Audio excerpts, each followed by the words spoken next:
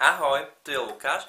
Dnešné video bude špeciálne, lebo chcel by som ho venovať špeciálnej téme a to sa týka vlasovej pokožky, ktorá má lupiny, je podráždená, červená, svrbí, tvoria sa v nej výrážky. Lebo s týmto už bojujem dlhodobo, dalo by sa povedať, že no je tu už 10 rokov, od takých 15-16 som začal zhoršovať tento stav. Ja mám aj exém, to som vám už spomínal a súvisí to aj s tým, že často ten exém sa akoby tvorí v tej vlasovej pokožke, seborea, dermatitída a tieto rôzne veci a neduhy a viem, aké to vie byť hrozne, aké by som to vyjadril. Nie, že zlé, ale no zlé, nepríjemné, svrbí to, potom máte lupiny, vidieť to a celkovo také až zahambujúce a taktiež akoby traumatizujúce alebo takto. Možno niekomu to prípada, že preháňam. Lebo niektorí ľudia áno, majú lupiny, kúpia si Head & Shoulders a týmto u nich končí, sú vyliečení a myslia si, že takto majú všetci. No bohužiaľ nie. Ja som naozaj ten horší prípad, to som vám už asi 100-krát spomínal a preto by som sa rád podelil s vami s mojimi skúsenosťami v tomto boji so svrbivou pokožkou, podráždenou pokožkou, čo mne vyhovuje za tie roky, čo ja som objavil. Vlastne chodil som aj ku kožnej, tam mi tiež dala občas nejakú vodičku alebo takto, ale hlavná je určite tá starostlivosť základná, aké používate šampóny, čo si dávate na tú hlavu a podobne. Takže najlepšie určite nejaký bez parfémov, bez silikónov, čo priamo ide na tú vlasovú pokožku. Ako keď ide na vlastne nejaký parfémovaná vec so silikónom, s tým nie je problém. Ak na tú vlasovú pokožku môže to byť problém. Mne sa hlavne robia také svrbivé miesta okolo tváre, okolo uší, tu vzadu, ako sú vlasy, to myslím, že to sú také klasické miesta, kde sa aj to potí a tam sa zvyknú robiť aj také výrážky, niekedy sa mi robia, to je dosť nepríjemné. Keď som mal krátke vlasy, to bolo v tým jednoduché, že som jednoducho zobral krém a nakrémoval som si vlasovú pokožku. Samozrejme teraz, keď mám dlhé, nie je to až tak úplne možné, ale aj o tom si povieme. Teraz ma napadlo, že ešte jeden produkt by som vám mohol ukázať. Pozerám sa po izbe, že kde som ho dal. Vidím ho, sekunda. Hop, som späť, takže prichystám si ho tu. Ďalším produktom, ktorým by som sa vám chcel vyjadriť, ktoré mne pomohli a ktoré ja mám veľmi rád. Chápem, že každému môže niečo úplne iné zabrať, ale na tieto veci by som takmer prisahal, aspoň minimálne čo sa týka mňa a určite si myslím, že trochu pomôžu každému, lebo môj prípad je fakt až miestami dosť hrozný, možno aj keď sa to takto nezdá, ale verte mi, že áno. Ja spolieham dosť na Biodermu a na La Roche-Posay.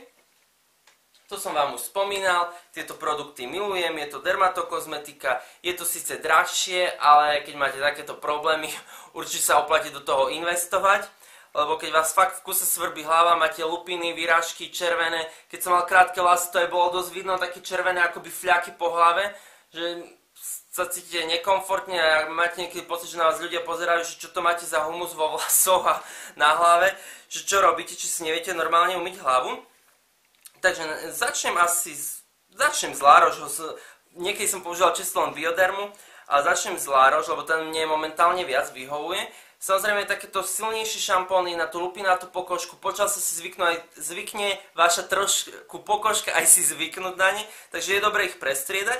Takže začnem aj s tým La Roche, čiže od La Roche mám rád šampón na také základné umývanie, zmytie celej hlavy, úplne nedráždivý, perfektný. La Roche Cerium Extra Gentle, čiže na tú citlivú pokožku, na bežné umývanie, aj na každodenné. Vidíte, že je takýto gelovitý, čiže gelové čisté šampóny sú najlepšie pre očistenie pokožky, ktorá je podráždená a veľmi citlivá. Myslím, že neobsahuje aj veľa tých umelých vecí, nejakých prídavkov bez silikónov, parabénov, tu píšu. Taktiež bojuje aj proti pôsobeniu tvrdej vody, to tiež môže vlastne ten chlór presušovať tú pokožku a celkovo. Takže v tomto je to super tiež tento šampón na také základné očistenie. A potom ešte od Biodermy na také základné očistenie je Node Fluid, ten tu momentálne nemám, ale mal som ho už tiež niekoľkokrát. Teraz mi momentálne možno trošku vyhovuje aj tento Kerium viac, ale aj tamten je úplne super, on je tiež taký gelový, čistý, tieto šampóny až tak extrémne nepenia, kto má veľmi rád to penenie, lebo tá penivá zložka, Tenzidy sú prídavná zložka, takže tá môže byť niekedy dráždivá a väčšinou pri takýchto prípadoch je dráždivá. Takže tieto šampóny nie sú až aj také extra penivé a vlastne preto v správne umytie vlasov nepotrebujete až tak napeniť si vlasy, to je skôr také pocitové. Aj že ľudia už si to majú tak zaužívané, že nepení to, tak nemám umyté vlasy a musí si 2-krát, 3-krát umyť hlavu, alebo to musí poriadne peniť. Takže nemusí, očistí to aj tak, tento šampón úplne super, alebo ten No De Fluid na to základné umytie. A potom na tú samotnú pokožku ukážem vám to asi rovno obidve, alebo obidva produkty skôr, čiže No DDS plusko a potom od La Roche Kerium DS. U Biodermy vlasové produkty sa volajú Node, u La Roche Kerium. Začínal som s týmto DS-kom, toto je dokonca pluskové, to plus znamená, že pôsobí viac aj na tie vlasy, že ich hydratuje, aby boli lesklejšie, prúžnejšie a podobne všetky tieto dobré veci, lebo niekedy bol len No DDS a vidíte, že aj toto je Kerium DS, to znamená vlastne, že na tú takú seboroidskú pokožku, dermatitídu, čiže to je to DS, zamerajte sa na tieto produkty, určite aj viacero značiek, ale tieto sú u nás dobre dostupné, či už na Slovensku alebo v Čechách, La Roche a Bioderma, úplne super. Stoja okolo nejakých zhruba 15 eur tieto veci, 15-16, samozrejme záleží, kde to kúpite, ale stoja za to, sú dosť malé, čo ma štve, ale obidve sú 125 ml, možno ja neviem, či by si to takto asi ani nepovedali, ale tie produkty samozrejme a balenia môžu byť rôzne a takto klamať svojim telom, svojim flakónom, takže sú 125 ml, čiže je to trošku menej, preto hovorím, najprv si umiem vlasy, aj tak sa to má dať najprv umyť vlasy a potom dať druhýkrát a nechať už posať. Čiže prvýkrát zmiete tú špinu z vlasov, usadeniny, všetko, más, lak a čo ste mali na vlasoch a potom ho necháte pôsobiť. Ja preto ale používam, aby som šetril to, tieto šampóny napríklad, alebo ten No De Fluid základný od Biodermy na to umytie, lebo tieto sú lacnejšie. Tento stal nejak 8 eur, 200, čo je celkom v pohode. A myslím, že na nete som pozeral, že 11 alebo 12 eur stále 400 ml, takže v pohode najprv umiem s týmto, tú nečistotu hlavnú a potom si dám tento šampón alebo tento, aby pôsobil na tej pokožke a necháva sa tam, tu píšu 2-3 minútky alebo 5 minút alebo dlhšie. Ja to niekedy nechám tak asi 5-10 minút, zhruba to nechávam. Ale niekedy sa aj zabudnem a si to nechám pomaly pol hodiny na hlave. To by som možno až tak nemal, ale nejak mi to neuškodilo zatiaľ. Poviem asi prvé k tej Bioderme ešte. No DDS, čiže tiež na tú lupinatú pokožku. Týmto som šampónom začal asi v 16-15 rokoch a teraz tento až nedávno som skúsil, neviem prečo som tak dlho čakal, pri tom produkty od La Roche mám veľmi rád, niektoré dokonca ešte radšej ako od Biodermy. No a začal som týmto DS-kom od Biodermy Node a ten mi vlastne už teraz momentálne až tak dobre nepôsobil, preto som zmenil ho na ten La Roche. On je taký viac krémový, ten No DDS, necháte ho na pokožke, je pomerne príjemný, ako neviem extra, čo by som k nemu popísal, naozaj tú pokožku dokáže skľudniť, zo začiatku mi zaberal úplne na 100-200%, by som povedal, teraz už menej, preto som ho vystriedal. Zbavilo ma to lupín, svrbenia, úplne super, ja neviem, čo by som asi k tomu viac povedal. Niekedy možno v tejto blogovej sfére tak vyzerá niečo divne, keď veľa tých chvál poviete alebo slov, ale nedokážete nejak ináč vyjadriť, proste super šampón, mne pomohol, keď máte silné lupiny, určite choďte do neho. Ale počase, čiže používal som ho asi nejakých takých 10 rokov, oni ho píšu, že nemusíte používať pri každom umytí, že používajte ho pri každom umytí, napríklad na 2 týždne, potom raz týždenne, potom preventívne raz za 2 týždne, raz za mesiac a podobne. Takže stále sa k nemu vraciam, keď mám nejaké silnejšie lupiny. A niekedy dokonca ho dlhodobo veľmi používam. A tým pádom sa môže pokožka naozaj aj zvyknúť. A teraz som prešiel na tento Kerium DS, on je viac taký gelovitý. a on obsahuje viac kyselín, ktoré olupujú tú pokožku, ale v takom dobrom zmysle, nie nejakom dráždivom. Čiže tento je akoby kyslejší ten šampón, viac gelovitý, tento je viac krémovitý, taký ukľudňujúci, ale aj tento ukľudňuje a tento je taký extra, taký krémový, tak už podľa tej textúry samotnej môžete to zvážiť. Čiže tento šampón tiež úplne super, neviem asi, čo by som k neho povedal. A potom môj ďalší nový objav je od Biodermy, Node A, viem, že majú aj nejaký šampón alebo niečo také Node A, ale toto je Node A maska. Tento produkt na slovenskom ani českom trhu ešte Bioderma nezaviedla, čo je úplná škoda, ale ja som ho kúpil zo stránky Parfums.sk, tam nakupujem aj parfémy, robil som aj video o parfémoch, ktoré používam, aj tam som myslím, že spomínal tú stránku. To je moje asi jedno z najnepopulárnejších, alebo respektíve z najmenej videných, ako nie že nepopulárne, ale najmenšiu sledovanosť mal, takže kľudne sa na neho pozrite, na to video o parfémoch, nechám vám link, teraz ma tak napadlo, ktoré používam na telo a takto. No a čo som sa, teraz som odbočil od témy ako vždy a že poďme sa vrátiť k téme.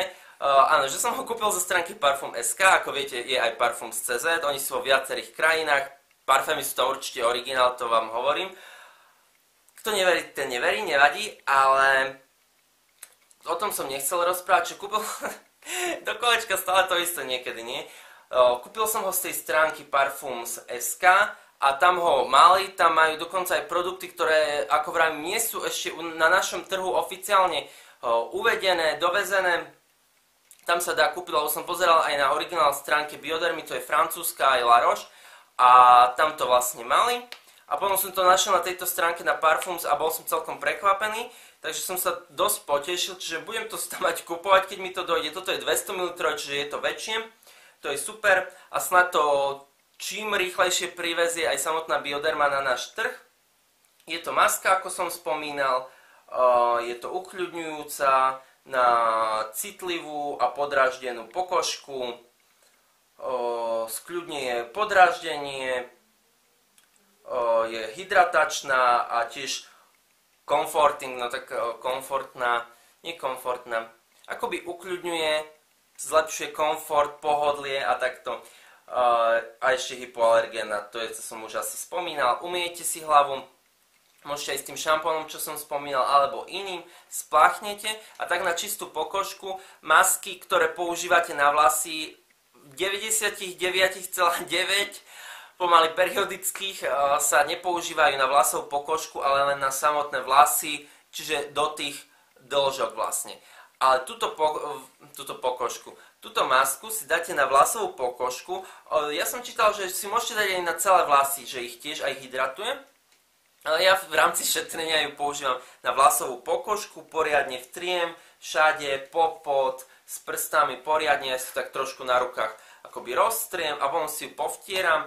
Nechám pôsobiť niekedy aj pomaly 20 minút, aj do pol hodiny. Si myslím, že pri tomto to nezaškodí aj dlhšie.